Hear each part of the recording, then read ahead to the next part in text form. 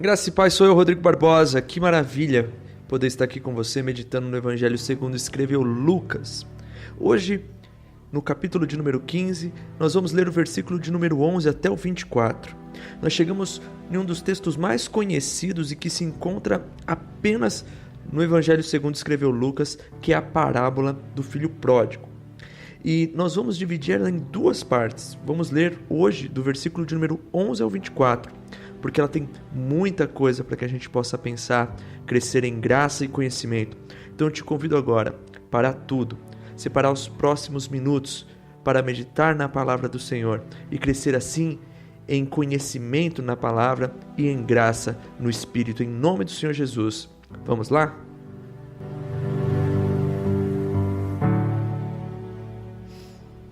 E disse: um certo homem tinha 2 filhos, e o mais moço deles disse ao pai: Pai, dá-me parte da fazenda que me pertence.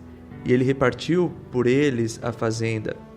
E poucos dias depois, o filho mais novo, ajuntando tudo, partiu para uma terra longínqua e ali desperdiçou a sua fazenda, vivendo dissolutamente. E havendo ele gastado tudo, houve naquela terra uma grande fome, e começou a padecer necessidades.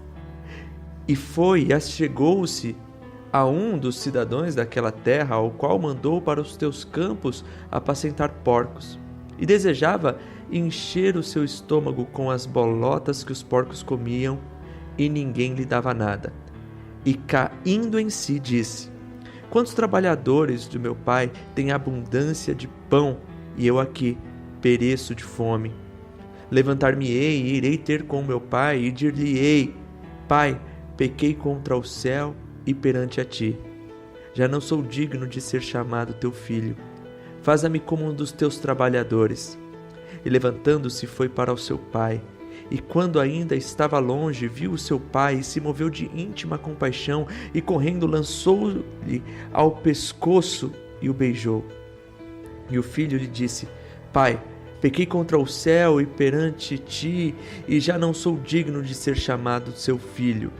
Mas o pai disse aos teus servos: trazei depressa a melhor roupa, e vesti-lhe, e põe-lhe um anel na mão e sandálias nos pés, e trazei o bezerro cevado, e matai-o, e comamos e alegremo-nos. Porque este meu filho estava morto e reviveu, tinha-se perdido e foi achado. E começaram a alegrar-se.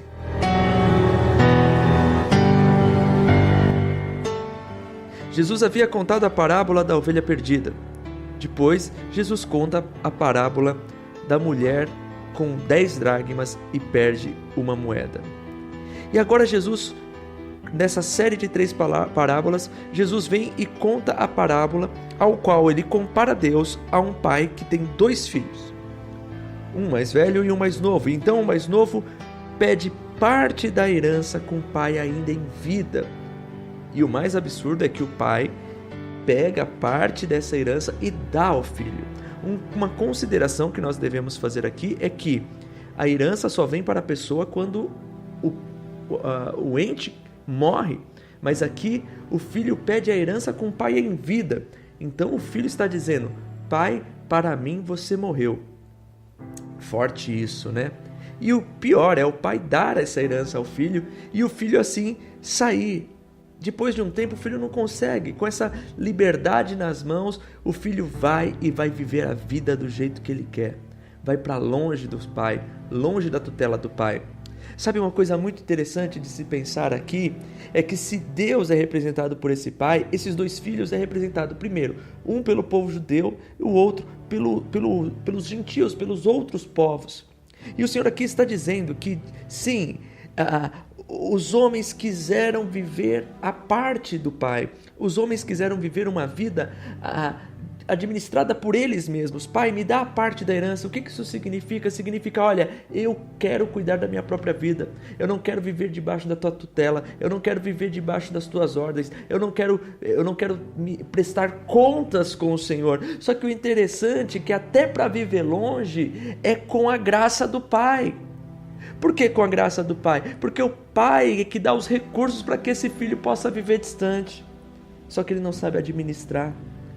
Quantas pessoas não querem viver a vida do jeito que quer, sem prestar contas ou temor a nada e nem ninguém. E assim, Deus permite. Quer ir? Vá, eu não te impedirei, mas a chuva ainda cairá sobre você. Mas o ar ainda estará nos teus pulmões. Essa é a graça que está sobre todos. E o interessante é que nessa administração da própria vida, a palavra diz que esse jovem viveu a vida dissoluta. O interessante é que a palavra pródigo não aparece em nenhum momento nesse texto. Por quê? Porque o significado da palavra pródigo significa esbanjador. Então o significado desse texto, filho pródigo, a parábola do filho pródigo, significa a parábola do filho esbanjador, aquele filho que esbanjou a vida do jeito que quis, da forma que quis, a parte do pai. E o interessante é que esse jovem viveu nessa vida dissoluta, como nessa tradução nós limos, uma vida desregrada, uma vida sem medir consequências. Um momento, a fome chega, ele sente necessidade e ele tem que apacentar porcos, e a necessidade dele é tão grande que ele tem desejo de comer a comida dos porcos, porque nem lavagem ele tinha para comer.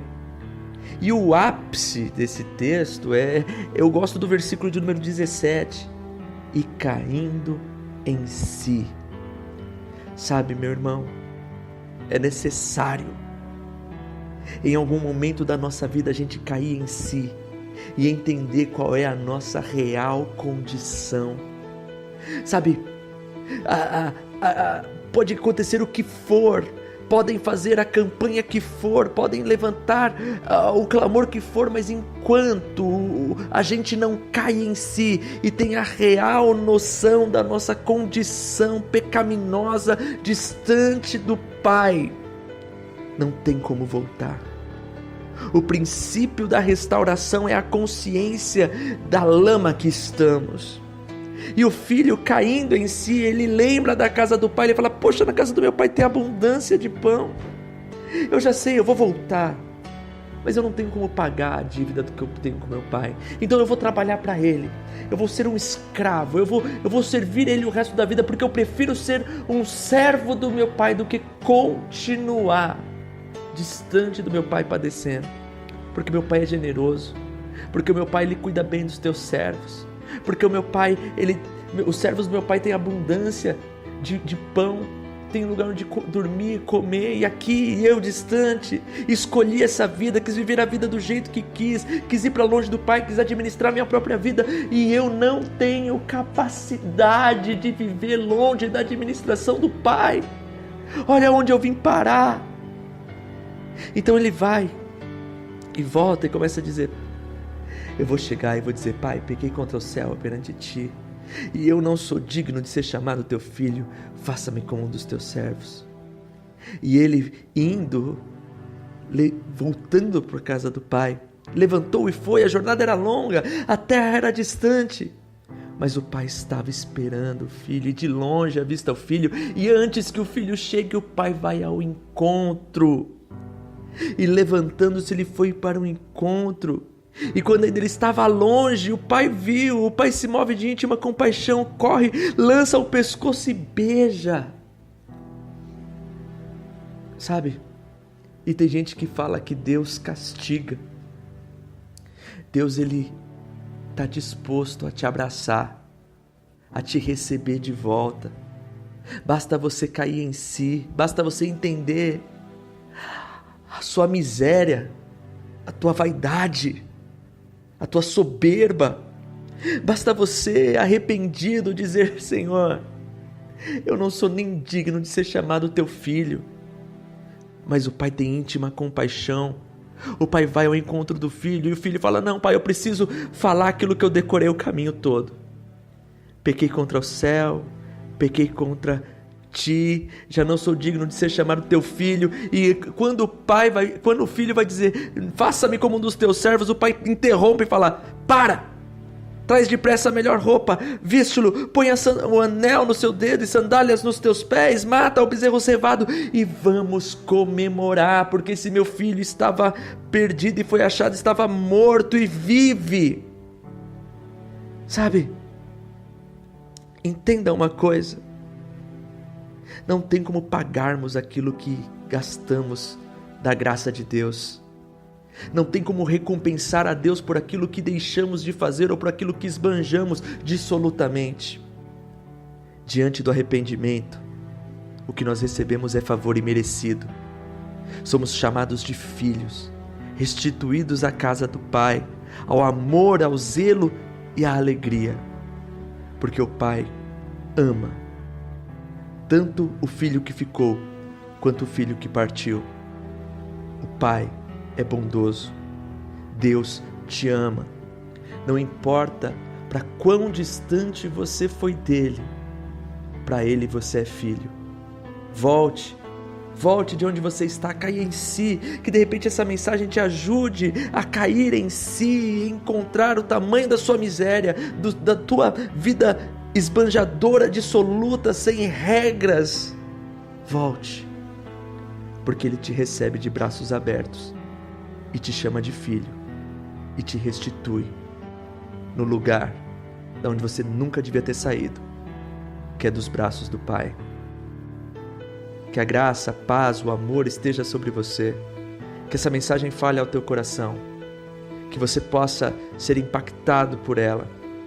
Compartilhe ela com quantas pessoas você conseguir, e em nome do Senhor Jesus, que a paz, o amor e o perdão esteja sobre a sua vida. E se assim o Senhor permitir, logo mais estaremos de volta na continuação desse texto, em nome do Senhor Jesus. Amém e amém.